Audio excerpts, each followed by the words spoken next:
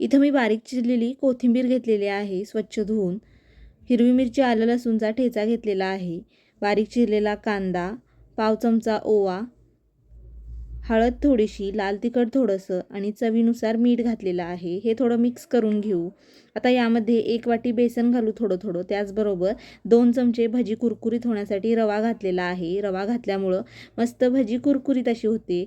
पाण्याचा थोडा हापका मारून पीठ थोडं घट्टसर असं तयार करून घेऊ. चिमूटभर खाण्याचा सोडा घालून बघू शकताय. पीठ चांगलं घट्टसर असं मी तयार करून घेतलेलं आहे भजीसाठी, म्हणजे कुरकुरीत भजी तयार होते.